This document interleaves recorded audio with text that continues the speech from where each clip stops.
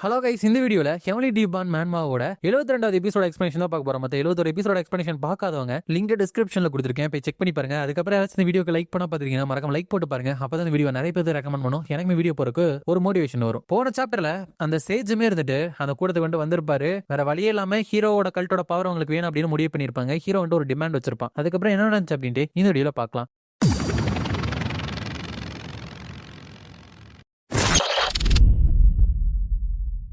சாப்டரோட ஸ்டார்டிங்ல ஹீரோ வந்துட்டு இதுதான் நம்ம பண்ண போறோம் அப்படின்னு சொல்றான். ஹீரோ வந்துட்டு அன்னைக்கு திரும்பி போயிடும் அப்படின்னு ப்ராமிஸ் பண்ணது மட்டும் இல்லாம அதே டைம் சில டிமாண்டும் வச்சான். இது எல்லாமே முடிஞ்சதுக்கு அப்புறம் அந்த டியான் மலைப்பகுதிக்கு அவங்களோட கல்ட்டு போயிடும் அப்படின்னு சொன்னான். ஆனா அவனோட டிமாண்ட் என்ன அப்படின்னா, ஹீரோட கல்ட்டுல இருக்கிற எல்லாருமே சுதந்திரமா சீச்சுவான், டிங்ஜி, அதுக்கப்புறம் கான்சோ இந்த இடங்களுக்கு இடையில ஃப்ரீயா வந்துட்டு போயிட்டு வரணும். இதை வந்துட்டு அந்த சங்கம் ஜின்மியங்க வந்துட்டு ரொம்ப ஆழமா யோசிச்சாங்க. பட் மெங்கம் வந்துட்டு இதுக்கு அகைன்ஸ்டா தான் இருந்தாரு. அவர் வந்துட்டு பட் அந்த இடத்துல தான் குன்லுன் செக்ட் வந்துட்டு இருக்கு. அது மட்டும் கிடையாது, டேங்க்ல இருந்துட்டு இந்த சிச்சுவேஷன்ல அவங்களோட பேஸா வந்துட்டு வச்சிருக்காங்க. அப்புறம் எப்படி இந்த மாதிரி ஒரு ப்ரொபோசலுக்காக இவ்வளவு வந்துட்டு நீங்க யோசிக்கிறீங்க அப்படிங்கிறப்ப ஹீரோ வந்துட்டு மெங்கம் ஆல்ரெடி என்னோட பேஷன்ஸ் வந்துட்டு நீங்க ரொம்ப டெஸ்ட் பண்றீங்க அப்படின்னு சொன்னேன்ல, அந்த கின்ஷங்கும் சரி அந்த சீச்சுவானோட டேங்க்லானும் சரி அவங்கள சீக்கிரமா வந்துட்டு நான் அழிக்க தான் போறேன். ஆஃப்டர் ஆல் சாங்னான் ஸ்கூல் மாஸ்டரோட டெத்துக்கு அவங்களும் தான் இருந்துட்டு பொறுப்பு அப்படிங்கிறப்ப சங்க இருந்துட்டு அந்த குன்லூனை பத்தி அப்ப என்ன நினைக்கிறீங்க? இல்லனா அங்க ரெஸ்பெக்டிவான செக்டுக்கான நிறைய கோட்டைகள் வந்து இருக்குல்ல, அதை பத்தி என்ன நினைக்கிறீங்க அப்படிங்கிறப்ப ஹீரோ இருந்துட்டு அந்த கோட்டைகளை எனக்கு தாங்க,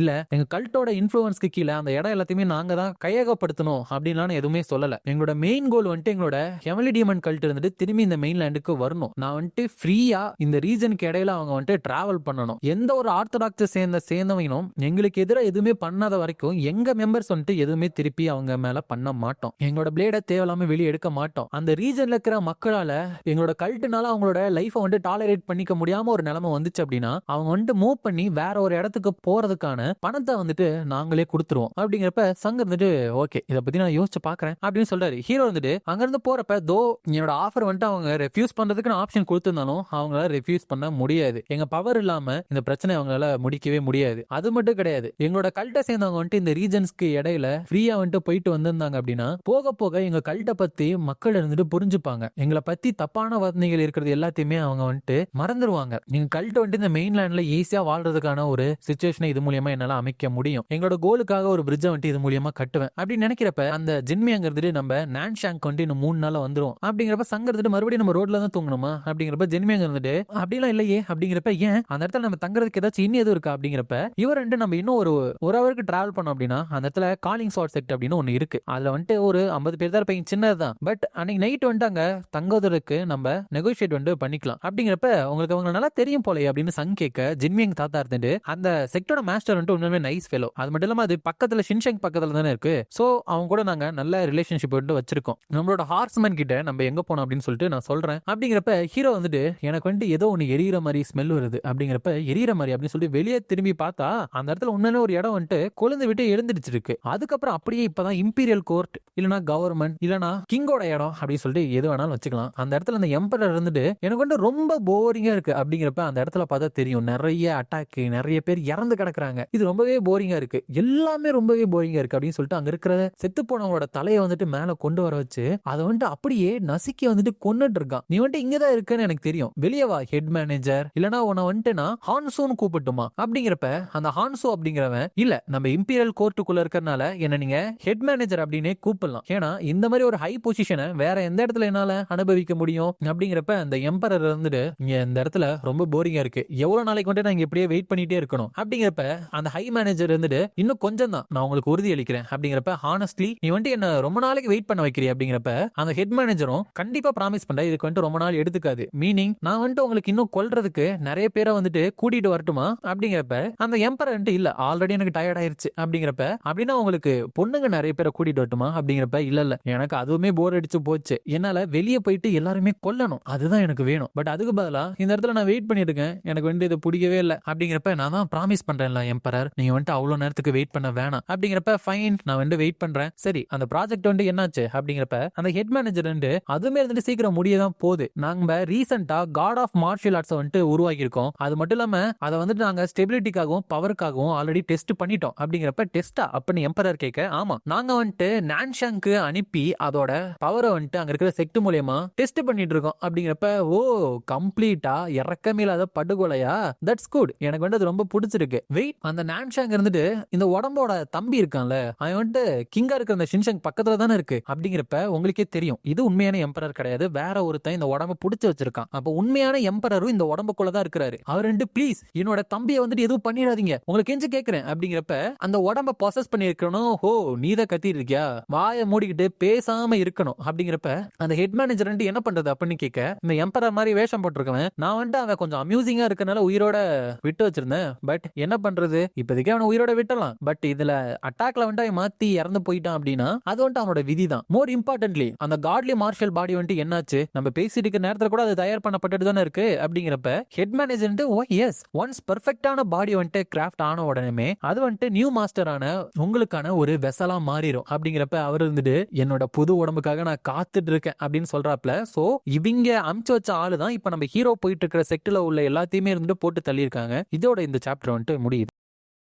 நெக்ஸ்ட் சாப்டர்ல ஹீரோ அங்க போயிட்டு இருக்கோம், அது வந்துட்டு கொழுந்து விட்டு எரிஞ்சிட்டு இருக்கா. இது வந்துட்டு ஹாரிபிளா இருக்கு, நம்ம வந்துட்டு சர்வைவர்ஸை வந்துட்டு பார்க்கணும், உங்களால இது ஹெல்ப் பண்ண முடியுமா அப்படின்னு கேட்கிறப்ப ஹீரோ தலையாட்டிட்டு அவனோட பாம் டெக்னிக்கை யூஸ் பண்ணி அங்க இருக்கிற நெருப்பு எல்லாத்தையுமே அவங்க போற வழியில இருந்து விலக்கி விட்டாராம். உள்ள போய் பாக்குறப்ப எல்லாருமே வந்துட்டு இறந்து கிடக்குறாங்க. ஹீரோ வந்துட்டு இவங்க எல்லாருமே ஆம்புஷ் பண்ணப்பட்டிருக்காங்களா, இவங்க உடம்புல இருக்கிற வெட்டுகளை பாக்குறப்ப இதை பண்ணவங்க கண்டிப்பா ரொம்ப ஸ்கில்ஃபுல்லா தான் இருக்கணும். சீக்கிரம் இந்த ஃபயரை வந்துட்டு நான் டீல் பண்ணி ஆகணும் அப்படின்னு சொல்லிட்டு divine arts of the heavenly demon divine palm அப்படிங்கிற டெக்னிக்கை யூஸ் பண்ணி மறுபடியும் அவனோட உள்ளங்கையை வச்சு அங்க இருக்கிற நெருப்பு எல்லாத்தையுமே இருந்துட்டு போக வச்சாராம், பெரிய காத்து வர வச்சு. அதுக்கப்புறம் அந்த ஷின்ஷாங் இருந்துட்டு இதுக்கு பக்கத்துல இருக்கு அப்படின்னு சொல்லிட்டு அவர் சொல்லியிருப்பாரு. அதனாலேயே இந்த செக்டர் லீடர் வந்துட்டு நல்லா தெரியுமா, சோ அந்த செக்டர் லீடரோட பொண்ணு மட்டும் தான் இந்த இடத்துல உயிர் பொழைச்சிருக்காங்க. அதனால அவர் வந்துட்டு ரொம்ப எமோஷனல் ஆகுற மாதிரி இருக்கு. சங்க இருந்துட்டு இவங்க வந்துட்டு ஆம்புஷ் பண்ண மாதிரி இருக்கே அப்படிங்கிறப்ப எங்கம் இருந்துட்டு அன்ஆர்த்தடாக்ஸ் செக்டர் சேர்ந்தவங்க இவங்க அட்டாக் பண்ணிருக்காங்களா அப்படிங்கிறப்ப ஹீரோ வந்துட்டு இல்ல அப்படின்னு சொல்லிட்டு இவங்க எல்லாருமே சிங்கிள் அட்டாக்ல வந்துட்டு கட் டவுன் பண்ணிருக்காங்க. அது மட்டும் இல்லாம ஒரு ரிஃபைன்டான பிளேட் டெக்னிக்கை யூஸ் பண்ணிருக்காங்க. இந்த பில்டிங் இருந்துட்டு அது அவ்வளவு ஸ்மூத்தா கட் பண்ணிருக்கு, கட்டாயும் கூட இன்னும் இந்த பில்டிங் இருந்துட்டு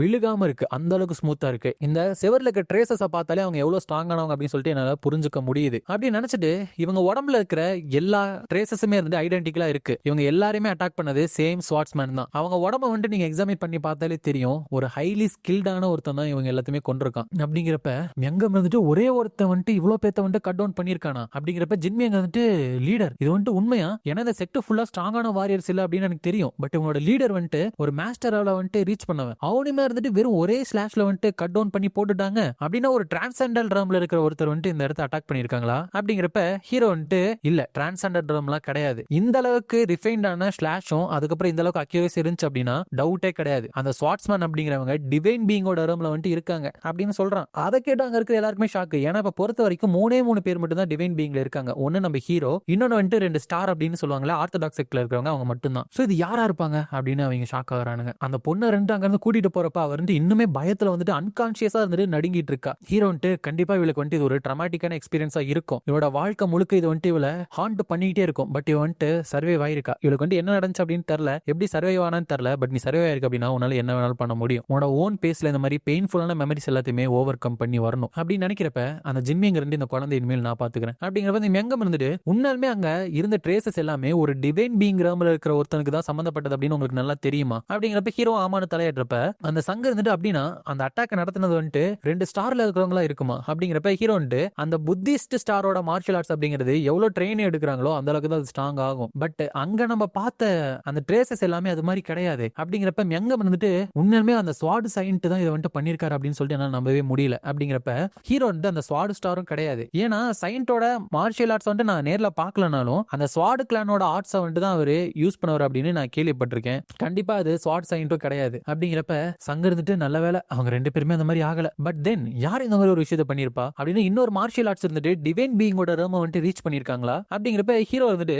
இல்ல நான் வந்துட்டு ஒரு புதுசா வந்து அவங்களோட ட்ரேசஸ் மாதிரி இது தெரியல, ஏதோ ஒரு பழங்காலத்து இண்டிவிஜுவல் இதெல்லாம் பண்ண மாதிரி எனக்கு தோணுது, இந்த யார் பண்ணான்னு தெரியல. பட் அந்த கார்பஸ்ல இருந்த கட்டை வந்துட்டு நீங்களே பாத்துருக்கீங்க, அந்த கட்டு எல்லாமே ரொம்ப கிளீனா இருந்துச்சு. பட் அவங்க மார்ஷியல் ஆர்ட்ஸோட பேசிக் மூமெண்ட் எல்லாமே அந்த அளவுக்கு கிளீனா இல்லாத மாதிரி இருந்துச்சு. கிளியர் கட்டுக்கும் கிளியர் மூமெண்ட்டுக்கும் இடையில அந்த இடத்துல ஒரு டிஃபரன்ஸ் இருந்துச்சு. ஒரு தேர்ட் ரேட் மார்ஷியல் ஆர்ட்ஸ் ஸ்வாட் டெக்னிக்கால அந்த ஊன்ஸை வந்துட்டு கிரியேட் பண்ணிருக்க முடியாது. பட் அந்த மாதிரி டெக்னிக் தான் அவங்க யூஸ் பண்ணிருக்கானுங்க. ஒரு தேர்ட் ரேட் மார்ஷியல் ஆர்ட்ஸ் வந்துட்டு நீங்க கத்துக்கிட்டீங்க அப்படின்னா நீங்க என்ன ஆனாலும் சரி டிவைன் பீயிங்கா வந்துட்டு மாறவே முடியாது. ஆனா ஒரு டிவைன் பீயிங்கா மாறினதுக்கு அப்புறம் ஒருத்தவங்க ஒரு தேர்ட் ரேட் மார்ஷியல் ஆர்ட்ஸ் வந்துட்டு யூஸ் பண்ணாங்க அப்படின்னா கண்டிப்பா ஒரு தேர்ட் ரேட் மார்ஷியல் ஆர்ட்ஸ் மாதிரி அது இருக்காது, பயங்கர பவர்ஃபுல்லா தான் அது வந்துட்டு இருக்கும். அப்படிங்கிறப்ப எங்க வந்துட்டு அப்படின்னா அந்த ட்ரேசஸ் எல்லாமே அந்த இடத்துல விட்டுட்டு போனது தோணுது அப்படிங்கிறப்ப ஹீரோ வந்துட்டு ரெண்டு பாசிபிலிட்டி மட்டும் தான் இருக்கு. டிவைன் பீங்கிறவங்க வந்துட்டு ரீச் பண்ண ஒருத்தன் சும்மா தேர்ட் ரேட் மார்ஷியல் ஆர்ட்ஸை வந்துட்டு ஃபன்னுக்காக யூஸ் பண்ணி மத்தவங்க மேல யூஸ் பண்ணிருக்கணும். அப்படிங்கிறப்ப சங்க இருந்துட்டு இல்ல இன்னொரு பாசிபிலிட்டி வந்துட்டு பழங்காலத்துல இருந்த ஒரு ரிஃபைன் பண்ண முடியாத ஒரு மார்ஷியல் ஆர்ட்ஸை வந்துட்டு அவன் கத்து வச்சிருந்திருக்கணும். அப்படிங்கிறப்ப இதோட இந்த சாப்டர் வந்துட்டு முடியுது.